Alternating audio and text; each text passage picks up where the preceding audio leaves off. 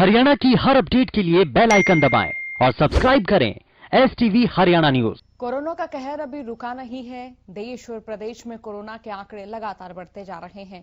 तो चलिए आपको मुखातिब करा देते हैं प्रदेश में कोरोना के आंकड़े किस तरह से बढ़ रहे हैं। पिछले 24 घंटे की बात करें तो 1299 नए मरीजों की पुष्टि हुई है। गुरुग्राम से 398 नए मामले सामने आए हैं। फरीदाबाद से 193 नए मामले सामने आए हैं। हिसार से 139 नए मामले सामने आए। रेवाड़ी से 58 नए मामले सामने आए हैं। सोनीपत से 71, पलवल से 15 नए मामले सामने आए हैं और प्रदेश में 24 घंटे में 15 मरीजों की मौत हुई है। पिछले 24 घंटे की बात करें तो 15 मरीजों की मौत हुई है। अब तक 1720 कोरोना मरीजों की मौत प्रदेश भर में हुई है। हरियाणा में कुल 1,57,064 केस सामने आए हैं और एक दिन की बात करें तो 1218 मरीजों ने कोरोना को मात दी है। कुल 1,45,000 से ज्यादा मरीज कोरोना संक्रमण से ठीक भी हुए हैं। तो देखिए कोरोना का कहर लगातार जारी है। तो चलिए देखिए फरीदाबाद से 193 नए मामले सामने आए हैं और इसी के चलते रुक कर लेते हमारे संवाददाता राजेंद्र दहिया की ओर। राजेंद्र, लगातार कोरोना के आंकड़े बढ़ रहे हैं, तो इन बढ़ते हुए आंकड़ों का क्या कारण माने? देखिए, जो आंकड़े लगातार बढ़ रहे हैं उसका सबसे बड़ा कारण है जो सुरक्षा के मानक जो सरकार ने तय किए हैं या प्रशासन ने जो तय किए हैं उनको पूरी तरह से अमल में ना लाया जाना। इस बात की सबसे बड़ी जो चूक है उसके कारण ये मामले जो यहाँ पर बढ़ रहे हैं।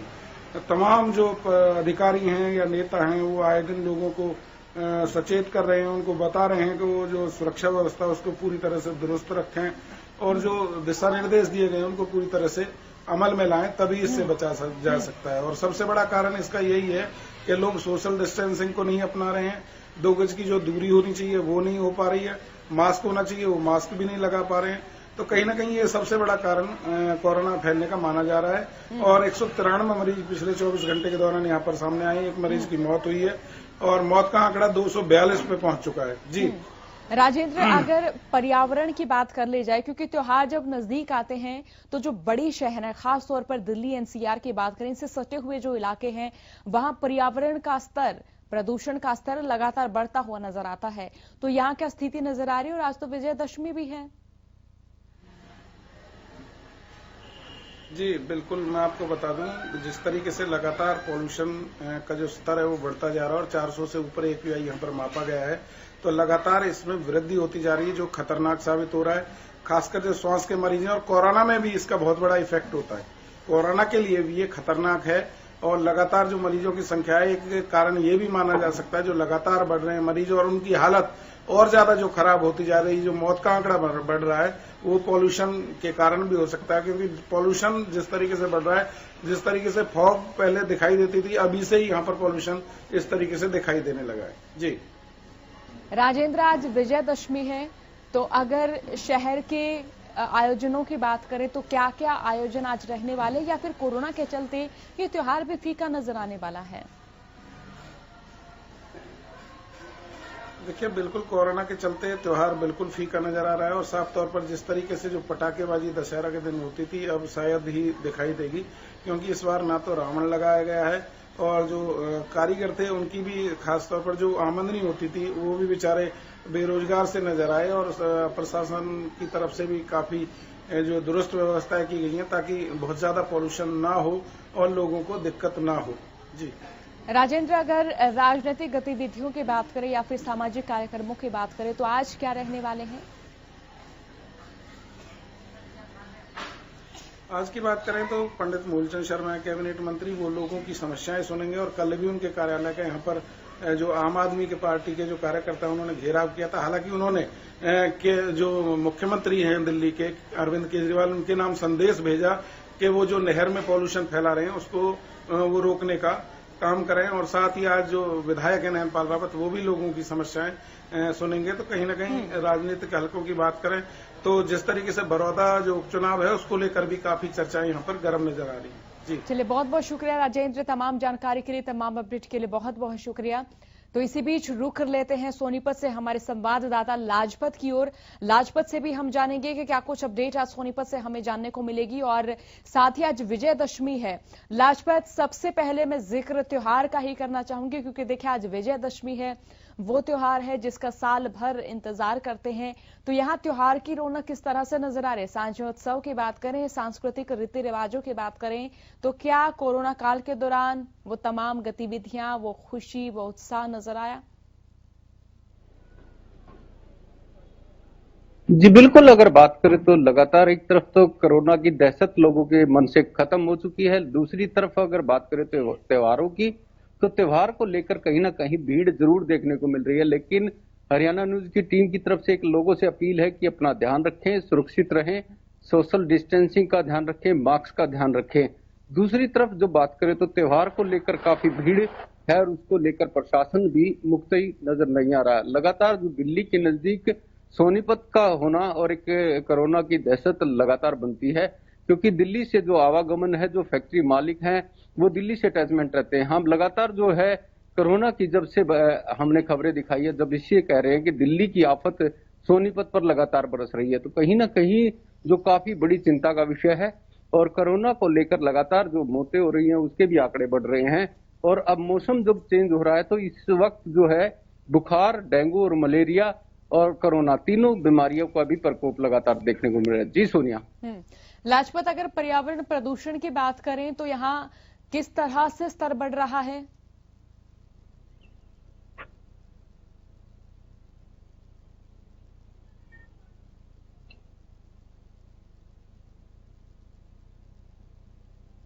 लाजपत, बताएं कि यहाँ भी क्या पर्यावरण प्रदूषण में इजाफा देखने को मिल रहा है, क्या वृद्धि हो रही है?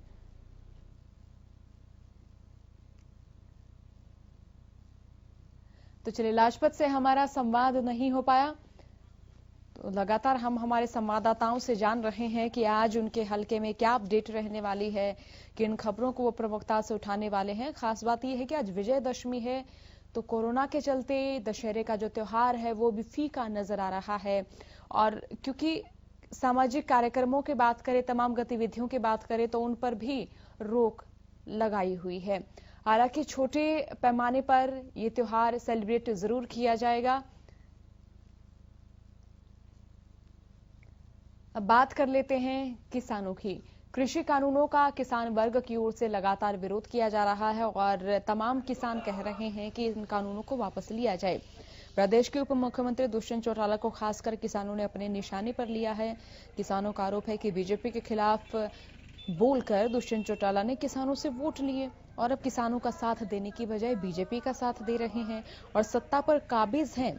वहीं शनिवार को किसान संघर्ष समिति के बैनर तले सैकड़ों किसान दुष्यंत चौटाला के विधानसभा क्षेत्र उचाना की ओर रवाना हुए, जहां पर किसान हल्ला बोल कार्यक्रम कर रहे थे। इसके साथ ही वहां दुष्यंत चौटाला के कार्यक्रम का विरोध करने की बात भी किसानों की ओर से कही गई। तो चलिए, इसी बीच हम रुख कर लेते हैं हमारे संवाददाता अशोक ग्रोवर की ओर, और अशोक ग्रोवर भी हमें अपडेट देंगे। वो भी हमें बताएंगे कि उनके हलके में क्या कुछ हलचल रहने वाली है, या फिर ये कहें कि क्या कुछ आज गतिविधियां रहेंगी। अशोक, जरा बताएं किसानों की क्या स्थिति, क्योंकि कृषि कानूनों को लेकर तो प्रदेश भर के तमाम जिलों के किसान विरोध प्रदर्शन कर रहे हैं, लेकिन यहाँ के किसानों का क्या कहना है, क्या प्रतिक्रियाएं सामने आ रही हैं? देखिए सोनिया, मैं बता दूं कि कल जो किसान संघर्ष समिति के सैकड़ों किसान यहाँ से रवाना हुए थे, जो उचाना कला गए थे, वहां पे उन्होंने दुष्यंत चौटाला के जो विधानसभा क्षेत्र है वहां पे जोरदार प्रदर्शन किया, घेराव किया, और पूर्व केंद्रीय मंत्री वीरेंद्र सिंह का भी उन्होंने कोठी का घेराव किया, जिसको लेकर काफी शोर शराबा दिन भर चलता रहा। वहीं सोनिया, मैं आपको बता दूं कि जो हर साल रतिया में दशहरे के पर्व पर रावण, मेघनाथ, कुंभकर्ण के पुतले जलाए जाते हैं, वो आज नहीं जलाए जाएंगे। और किसानों ने कृषि कानून को रद्द करवाने को लेकर किसान आज पीएम नरेंद्र मोदी, अंबानी और अंडानी के पुतले जलाने जा रहे हैं रतिया में।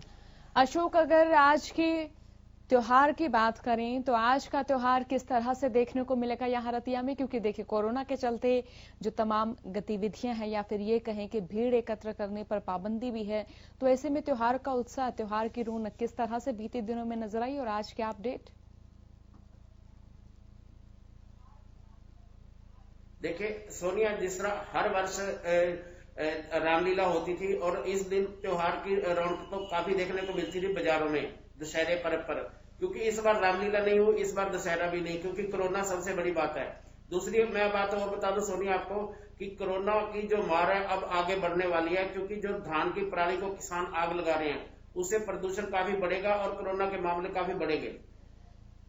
चलिए, बहुत बहुत शुक्रिया अशोक तमाम जानकारी के लिए। तो देखिए, हम लगातार तमाम हलकों की जो अपडेट है वो हमारे दर्शकों तक बता रहे हैं और कृषि कानूनों को लेकर किसानों का विरोध न सिर्फ रतिया में है बल्कि दूसरे जिलों में भी किसानों का विरोध प्रदर्शन लगातार जारी है। सिरसा के किसान भी कृषि कानूनों का विरोध कर रहे हैं।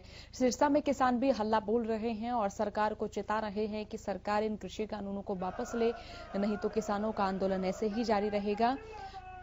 जिले भर से आए किसानों में से 11 किसान क्रमिक अनशन पर यहां बैठे हुए हैं और उप मुख्यमंत्री दुष्यंत चौटाला से इस्तीफे की मांग कर रहे हैं। किसानों का कहना है कि अगर सरकार ने तीनों कानूनों को लेकर कोई ठोस रणनीति नहीं बनाई तो किसान आमरण अनशन करने से भी पीछे नहीं हटेंगे। तो तस्वीर आपको दिखा रहे हैं जहां सिरसा जिले के किसान हल्ला बोल रहे हैं, डिप्टी सीएम दुष्यंत चौटाला से इस्तीफे की मांग कर रहे हैं।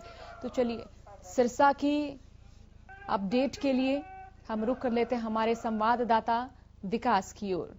विकास जो कि इस वक्त हमारे साथ लाइव जुड़ चुके हैं। विकास, यहाँ जो किसान हैं वो क्रमिक अनशन पर बैठे हैं और डिप्टी सीएम दुष्यंत चौटाला की मांग कर रहे हैं। अगर धान की फसल की बात करें या फिर बाजरे की फसल की बात करें तो क्या उनके रेट से, उन फसलों की आवक से यहाँ का किसान खुश नहीं है, संतुष्ट नहीं है? जिस सिरसा में जो है आज किसानों के धरने प्रदर्शन का 20वां दिन है। कल से जो किसान 11 किसान हैं, युवा किसान हैं, कल से क्रमिक अनशन पर बैठ गए हैं। उनका यही कहना है कि जब तक तीनों कृषि कानून वापस नहीं होंगे उनका आमरण अनशन और धरना इसी तरह से जारी रहेगा। कल जो है इसी के विरोध के लिए उचाना में उप मुख्यमंत्री दुष्यंत चौटाला का प्रोग्राम था, तो उसमें सिरसा से एक जत्था स्पेशली विरोध जताने के लिए उचाना पहुंचा था। वहां भी इन लोगों ने धरने प्रदर्शन किए और सरकार के खिलाफ नारेबाजी की। उप मुख्यमंत्री दुष्यंत चौटाला से इस्तीफे की मांग की। आज विजयदशमी का पर्व भी है, तो यही कहना है कि जब तक तीनों कृषि कानून वापस नहीं होते तब तक उनके धरने प्रदर्शन जारी रहेंगे और उप मुख्यमंत्री दुष्यंत चौटाला जब तक भाजपा सरकार से अपना समर्थन वापस नहीं लेते, कैबिनेट मंत्री चौधरी रणजीत सिंह चौटाला जब तक अपना समर्थन सरकार से वापस नहीं लेते, उन्हें अपने आप को किसान हितैषी कहने का कोई हक नहीं है, क्योंकि उन्होंने किसान हितैषी होने के दावे कर देवीलाल परिवार का सदस्य होने के नाते किसानों से वोट लिए थे और अब ये किसानों की शुद्ध नहीं ले रहे, इसीलिए किसान लगातार सिरसा में धरने पर बैठे हैं और इनका विरोध कर रहे हैं। जी विकास, आज विजयदशमी का पर्व भी है, तो शहर में क्या हलचल रहने वाली, क्या गतिविधियां रहने वाली हैं, सामाजिक कार्यक्रम अगर आपको पता है तो वो भी हमसे साझा करें और राजनीतिक कार्यक्रम क्या रहने वाले हैं ये अपडेट भी दें। राजनीतिक आज सिरसा में दुष्यंत चौटाला जरूर सिरसा पहुंचे हुए हैं। विजयदशमी के पर्व के अवसर पर आज वे सिरसा में रहेंगे, कार्यकर्ताओं से मुलाकात करेंगे और इसी के साथ विजयदशमी पर्व को लेकर आज सिरसा में कोई बड़ा आयोजन नहीं रखा गया है। पहले हर वर्ष जो है 2 दशहरा पर्व सिरसा में आयोजित किए जाते हैं। 2 अलग अलग स्थानों पर रावण के पुतलों का दहन होता है, लेकिन इस बार ऐसा कोई बड़ा कार्यक्रम नहीं रखा गया है। एक छोटा सा कार्यक्रम जो एक रामलीला आयोजन कमेटी की तरफ से रखा गया है, वे 5 से 5.5 फुट के एक पुतले का दहन करेंगे। मात्र सिंबॉलिक रूप से जो है दशहरा पर्व इस बार सिरसा में मनाया जाएगा। जी चलिए, बहुत शुक्रिया विकास तमाम अपडेट के लिए। तो लगातार हम हमारे संवाददाताओं को जोड़ रहे हैं, उनसे बात कर रहे हैं, जान रहे हैं कि आज हल्के में क्या हलचल रहने वाले। खास तौर पर अगर विजयदशमी की बात करें तो विजयदशमी का आज पर्व है, लेकिन कोरोना के चलते त्योहारी सीजन जिस तरह से नजदीक आ रहा है तो उसी तरह से नकली खाने की या फिर हम ये कहें नकली मिठाइयां बनाने का जो काम है वो धड़ल्ले से चल रहा है और सीएम फ्लाइंग की टीम भी लगातार छापेमारी कर रही है। मिलावटखोरी लगातार बढ़ती हुई नजर आ रही है। त्योहारी सीजन के साथ ही मिलावटखोरों की बाढ़ आ गई है। इन्हीं मिलावटखोरों पर नकेल कसने के लिए सीएम फ्लाइंग की टीम लगातार छापेमारी कर मिलावटखोरी पर नकेल कस रही है। इसी के तहत शनिवार को सीएम फ्लाइंग की टीम ने कैथल के शक्तिनगर में छापेमारी कर 3 ब्रांड का 62 टिन रिफाइंड ऑयल और 700 लीटर बना हुआ घी और 6 लीटर तिल का तेल बरामद किया।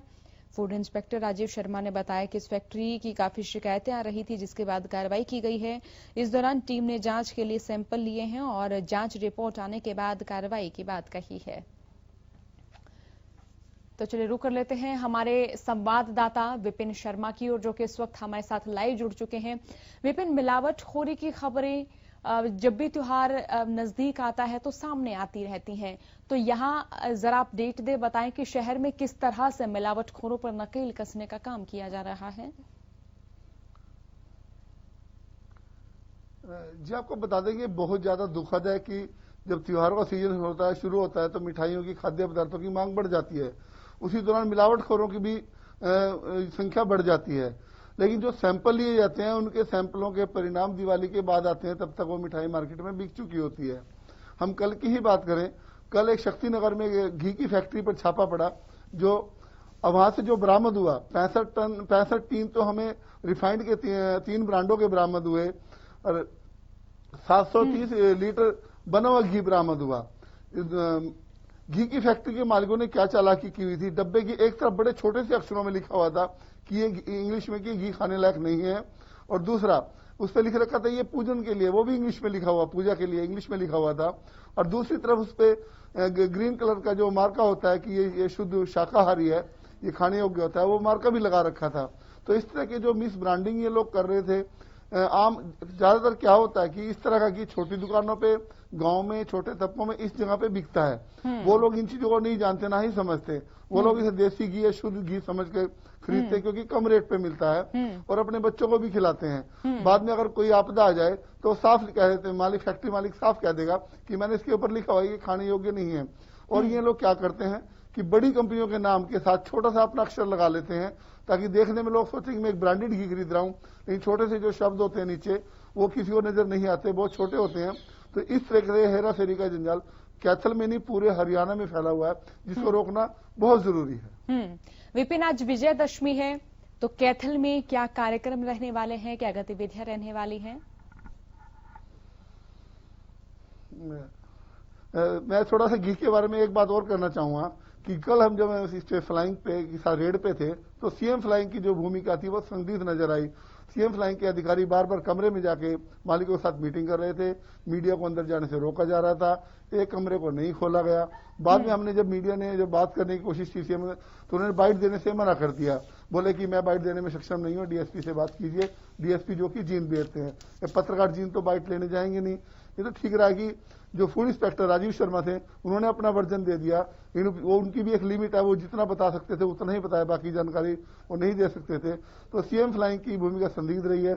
मैं चाहता हूं कि सरकार अगर हमारी बात सुन रही है तो इनके ऊपर भी थोड़ी नकेल कसी जाए कि वो पारदर्शिता के साथ रेड करें और पत्रकारों के सवालों के जवाब भी दें। रेड के दौरान कोई ऐसी गतिविधि ना हो जो शंका के घेरे में आए। चलिए, बहुत शुक्रिया विपिन तमाम जानकारी के लिए। तो देखिए, अब हम रुख कर लेते हैं झज्जर जिले की खबर की ओर। किसानों की धान की फसल की जो खरीद है वो फिलहाल हो रही है। धान की कई किस्में हैं जिनकी खरीद अभी होनी बाकी है, लेकिन अगर बाजरे की फसल की बात करें तो 10 नवंबर को बाजरे की फसल की खरीद बंद होने वाली है। तो ऐसे में झज्जर के कई किसानों को समस्याएं आ रही हैं कि उन्हें टोकन नहीं मिल पा रहा है। अगर ऑनलाइन रजिस्ट्रेशन की बात करें तो पोर्टल भी इस तरह से दुरुस्त काम नहीं कर रहा है कि किसानों को त्वरित समस्या का समाधान मिले। चलिए रुक कर देते हैं इसी खबर पर ज्यादा जानकारी के लिए हमारे संवाददाता रमाकांत की ओर। रमाकांत, यहाँ किसानों को कई तरह की परेशानियां आ रही हैं। हम बता भी रहे हैं कि बाजरे की खरीद को लेकर भी किसान अपनी परेशानी जाहिर कर रहे हैं। क्या अपडेट मिल पा रही किसानों की ओर से, क्या प्रतिक्रियाएं आ रही हैं, साझा करें। सोनिया, लगातार जो सरकार है वो बड़े बड़े दावे कर रही है कि किसानों का एक एक दाना खरीदा जाएगा। इसी का जायजा लेने के लिए हरियाणा न्यूज की टीम 2 अनाज मंडियों में पहुंची, झज्जर और बेरी। वहां पर जो मामला था वो पूरी तरह उलट नजर आया। किसान पूरी तरह से परेशान थे। किसानों को जो अहम जो परेशानी आ रही है वो 2 है कि जो 100 मन जिन्होंने बाजरा जिनका पैदावार हुई है उनका 30 से 40 मन ही खरीदा जा रहा है। उन्होंने कहा कि अगर ये हमारा और बाजरा नहीं खरीदा गया तो वो प्राइवेट हाथों में जाएगा। प्राइवेट हाथों में जो बाजरे की जो कीमत है वो 1000 से 1200 रुपए मिलेगी और जो एमएसपी का जो सरकार बड़ा बड़ा दावा कर रही है वो कहीं ना कहीं पूरी तरह से झज्जर की अनाज मंडी में पूरी तरह से फेल होता नजर आ रहा है। जब हमने इन किसानों से बात की तो उन्होंने कहा कि हम लोगों ने रजिस्ट्रेशन करा दिया है लेकिन अभी हमें टोकन नहीं मिल रहा है। कुछ किसान ये बता रहे हैं कि जो 100 से 200 मन हमारे यहाँ पर पैदावार हुई है उसका हमें 30 से 40 मन ही हमारा खरीदा गया है और 10 नवंबर को शायद मंडी बंद हो जाएगी। उसके बाद शायद हमें प्राइवेट हाथों में जाना पड़ेगा और जो सरकार जो ये दावे कर रही है कि 2150 जो एमएसपी रखा गया था उसके विपरीत हमें 1000 से 1500 रुपए में प्राइवेट हाथों में बेचना पड़ेगा। अब सरकार से वो लोग गुहार करते हैं कि हमारा जो बाजरा है उन्हें खरीदा जाए और कुछ किसान तो बताते हैं कि हमने जब निकालने के बाद सोनिया उन्होंने घरों के बाहर वो बाजरा रख दिया है। अब पूरी रात वो पहरेदारी करते हैं, उसके बाद कई दिन वो लगातार उस बाजरा चोरी ना हो जाए या बाजरे को कोई जानवर ना खा जाए, इस वजह से वो रखवाली में भी बैठे रहते हैं। तो किसान पूरी तरह से झज्जर की अनाज मंडी में परेशान नजर आए। जी चलिए, बहुत बहुत शुक्रिया रमाकांत तमाम जानकारी के लिए। तो इसी के साथ हमने अपने संवाददाताओं को जोड़ा और हलकों की जानकारी ली और बताया कि किस तरह से इलाके के किसानों को समस्याएं आ रही हैं, कोरोना का कहर किस तरह से प्रदेश में बढ़ रहा है। और अगर विजयदशमी पर्व की बात करें तो देखिए जो सामाजिक गतिविधियां होनी है उन पर भी कहीं ना कहीं अब की बार कोरोना के चलते रोक तो सरकार की ओर से भी लगाई हुई है, लेकिन लोग भी एहतियात बरत रहे हैं कि भीड़भाड़ वाले क्षेत्र में ज्यादा ना जाएं। तो ऐसे में विजयदशमी पर्व उत्साह के साथ जिस तरह से मनाया जा रहा था, लेकिन अब की बार वो उत्साह नजर नहीं आने वाला है। तो कोरोना का कहर त्योहारों पर भी पड़ा है। हरियाणा न्यूज अपने तमाम दर्शकों को विजयदशमी पर्व की हार्दिक शुभकामनाएं भी दे रहा है। आपके लिए त्योहार मंगलदायी हो। इसी के साथ हल्का हलचल में इतना ही। बने रहिए हरियाणा न्यूज के साथ। नमस्कार।